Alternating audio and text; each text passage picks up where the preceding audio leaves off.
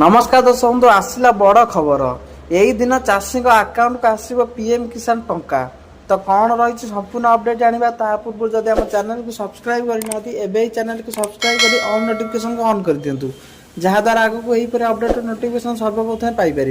प्रधानमंत्री कृषक सम्मान निधिर 21तम किस्ती आसंता 19 तारिख में प्रदान करा।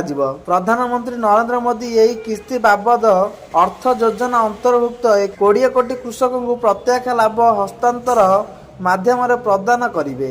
यही किस्ती रे प्रति कृषक बैंक खाता को 2000 टंका लेखाएं जमा हेब।